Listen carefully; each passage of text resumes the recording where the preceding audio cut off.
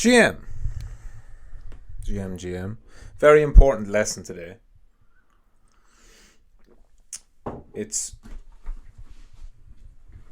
I want to talk about your approach in the next few years in the market, and really for as long as is necessary. So a lot of people get caught up on when we're going to top, when there's going to be pullbacks. Everyone is still very hesitant. If you are making money, you're in a bit of disbelief. You're like, really? Can this be happening? Is that easy? Bull market, up only, all this other stuff. I think the way most people view the market right now is wrong. I don't think we're in a crypto cycle, right? I think we're in a monetary debasement cycle, which everybody knows, right? This started with COVID. So the first thing is crypto has this 4-year cycle theory. And the difference is the 4-year cycles played out when Bitcoin was not really a macro asset. It played out in 2012, 2016, 2020, whenever Bitcoin was relatively very small. And most importantly, the Fed and all the central banks around the world weren't engaged in outright money printing, debasement, huge debt inflation.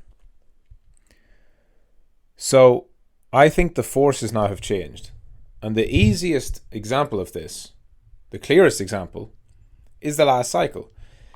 People look at it and say a 4-year cycle, and we bottomed out in 2018, we ran up, we ran down. The bull run started after COVID. The bull run started in April 2020 when the Fed announced their essentially unlimited support to the markets and immediately began printing billions and billions of dollars every month, which ended up being trillions. And they doubled effectively the money supply in a couple of years. That was April 2020 and onwards. And that catalyzed every asset to go up. Not because every asset suddenly became technologically better or more fundamentally sound. They just printed more money so that the market had no choice but to re-rate every scarce asset, any hard asset. The market re-rated them to a higher price because if there's more dollars, but there's the same number of Bitcoin, then the value of Bitcoin must go up. Quite simple, right? But that also happened in the stock market. It happened in luxury cars or supercars, rare cars and luxury watches, rare art, and it even extended as far as NFTs, which again, same kind of thing, digital art. Gold went up, as it always does, and Bitcoin went up as the digital gold. So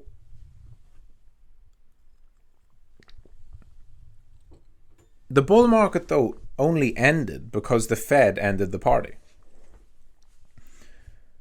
The bull market in all risk assets ended in November, December, January, depending on the market. Crypto in November and stock market in January.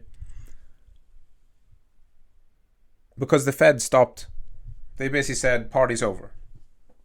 Right? We're going to raise rates because inflation's out of control. We're going to do QT, which is the opposite of money printing. And they induced the bear market. They caused the top.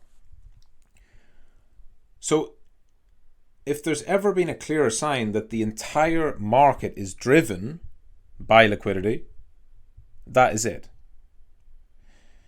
So your vision of what a market cycle should be is not about 4-year cycles or what crypto should do or shouldn't do.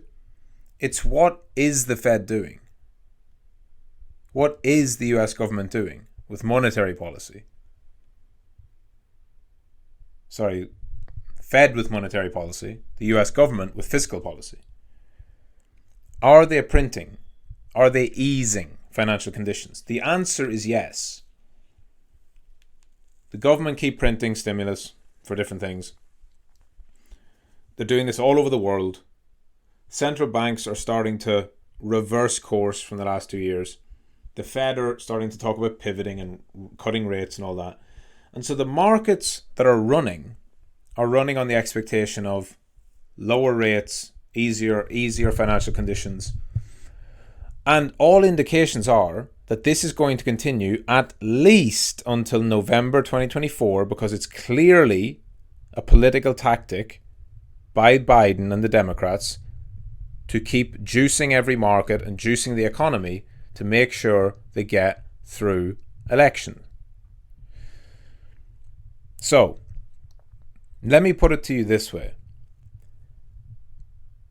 Consider throwing out all your previous assumptions about how the 4-year cycle should go. Meaning, Bitcoin will pull back in January. It won't make a new all-time high before the halving. After the halving, it will decline for 2 or 3 months. Then after that, it will go up 2x. Take away your preconceived notions of what should happen and consider, what if you knew that right now was the equivalent of just after COVID? Now, they're not coming out and saying we're going to double the money supply again, but what they are basically saying to anybody with ears and a bit of common sense is that they are going to ease financial conditions all the way until the election.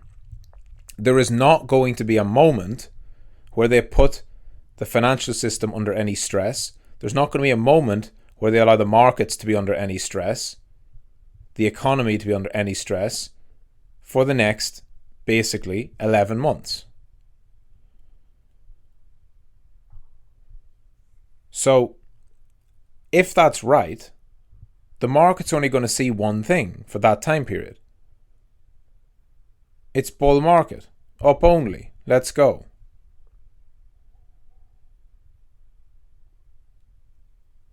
And this doesn't mean there won't be pullbacks, won't be dips, but go and look at May 2020 to November 2021. And imagine that all that happened when we were in easy financial conditions. That'll remind you that this is not just up to the right with an arrow, okay? There can be dips, there can be pullbacks, there can be horrible shakeouts, there can be 50%, 60%, 70% corrections. There can be a lot of this, but I think you want to ask yourself one important question every day. What else could I own right now? Because I think that as long as the signals from the government and the Fed and all the central banks are that we are easing conditions, cutting rates, or going to cut rates, printing money, giving stimulus, whatever, as long as that's what they're saying and doing, it's irresponsible to not own hard assets. You can choose whatever that may be. Boomers will pick gold. Our generation will pick crypto. Because holding cash makes no sense. So your base case should be at least that. Now, there's a very good chance that just like in November, December, January 2021 going into 2022, when the Fed clearly said we are going to raise rates, the party's over. There's a very good chance that once the election's over, regardless of who wins, once the election's over, and there's no need to kind of window dress and prop the markets up and prop the whole economy up, it's very possible that they just do a 180 and say, we need to raise rates again, we need to tighten conditions, this is getting out of control. Understand, it is just to win the election that all this is going on.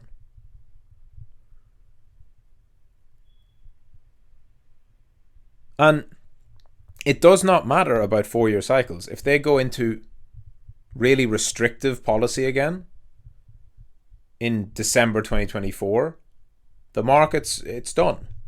We will top. Now, again, that won't be forever either. I think the market's going to move into much more of a mini cycles, right? Because we know 4-year cycle can't go on forever, because each halving gets less and less impactful. But what does have the biggest direct impact on Bitcoin is liquidity and monetary policy. And the best estimates, the best analysts, the best idea I have, which I've read from much smarter people than me, is that this decade is going to be one of inflation persistent.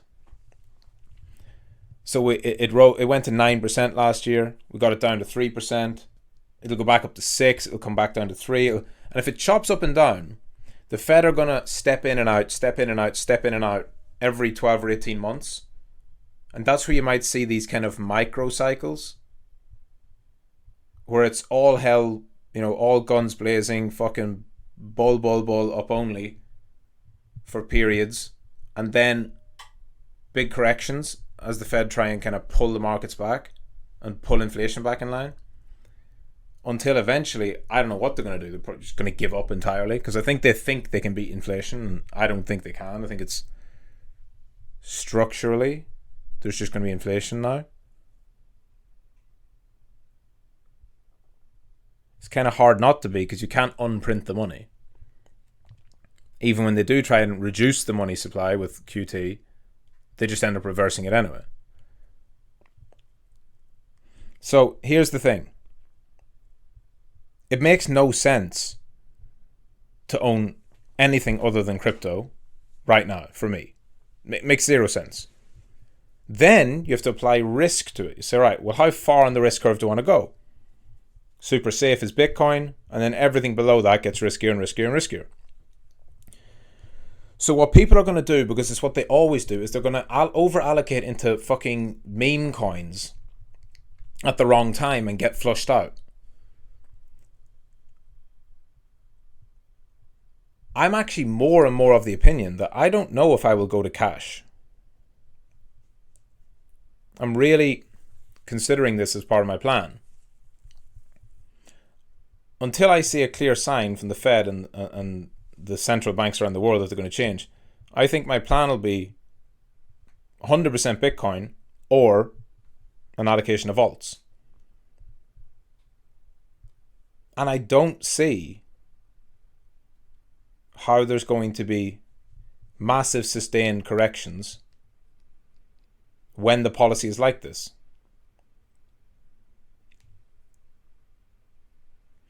So the question about taking profits is very important, because the best asset class to own in this environment is crypto. It's like a leverage bet on precious metals, because crypto is the anti-fiat, and it's fiat printing that gets us into this problem. So the best direct bet on it is crypto. But whenever a coin goes up too much, just natural market forces step in. So when something goes 10x, it's going to retrace. It doesn't mean that crypto is the wrong thing to own anymore. It means that that particular coin has outperformed so much that it's probably going to mean revert, which means probably a 50 or 60% correction on that one. But in that time, other stuff will strengthen. And that's where I think you should really consider having a base layer of your portfolio, which for me is Bitcoin. For you, it could be Ethereum or Solana, depending on how much risk you want to take, right? Because obviously having Solana as your base layer is like way, way more risky, but there's much greater upside potential theoretically. But for me, it's just Bitcoin, right? And so let's put it this way, like Bitcoin, I hold Bitcoin. I want to buy multi-bit, I take some Bitcoin, swap it into multi-bit. Multi-bit goes 4x in 3 weeks. I say, all right, okay, that's pretty good. That's pretty like short-term outperformance. It's probably going to mean revert. I'll take that. I'll swap it back to Bitcoin. Whereas typically I would swap to cash first and then wait and sit in cash, but it doesn't make sense. It just doesn't make sense to sit holding cash. It makes no sense. When every government and central bank is telling you that they're doing the same thing, it does not make sense to hold cash. And the last time they did it, it was extremely obvious. They literally came out and said, we are going to start raising rates, and that was it. It was over. They will telegraph when the party's over. And I don't see how it comes before the election. So in my mind, the next 11 months, I want to hold alts or Bitcoin, right? And then you might say, yeah, but what if Bitcoin, Bitcoin's going to go down 30% at some point. Don't you want to be in cash then?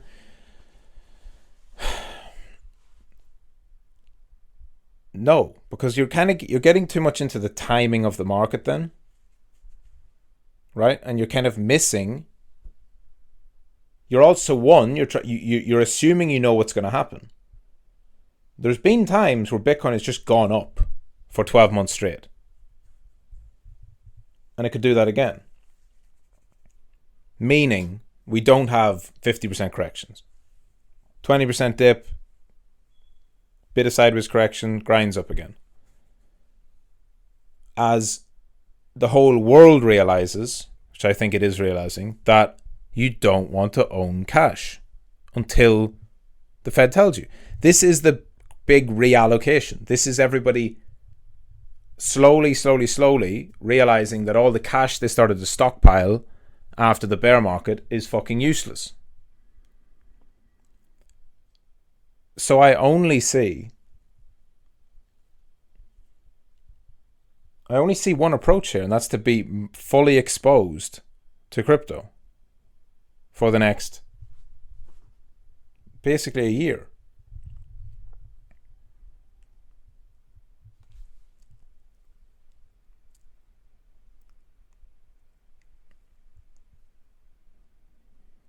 And I'm going to think more about this and talk about it on a live stream.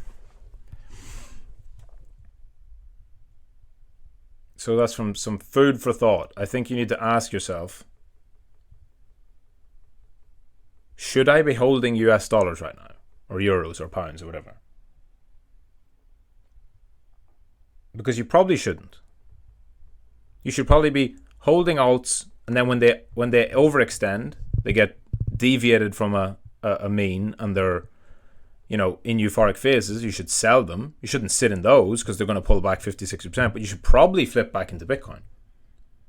And then if you think for some reason Bitcoin's going to drop, then why not take a protective short with a clearly defined stop? Or just don't short it. Because as long as the Fed's policy is like this, as long as the governments are doing this, there's going to be underlying buyers just waiting for Bitcoin. We've got ETFs coming online in 2 weeks. That's going to be a constant bid for the market. That's going to be constant inflows. So, to put it another way and to finish it, I think it's going to be phases of bullishness and then extreme bullishness. And so it's going to be bullish until the point where, be bullish until the point where the market tells you that it's now extremely bullish. And then take some profit and just go back to being bullish. Right? There's actually no logic to being bearish at all until there's a clear sign. It's like getting bearish in October 2020. It's like getting bearish in January 2021.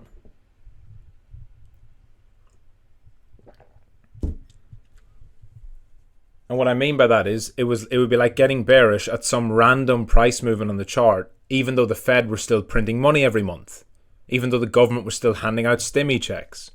As long as that's still going, all the smartest people in the world are not going to want to own cash. So you shouldn't either.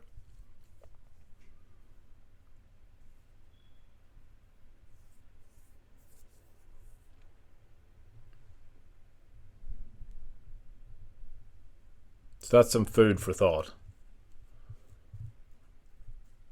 I'll go a lot deeper on this in tomorrow's stream.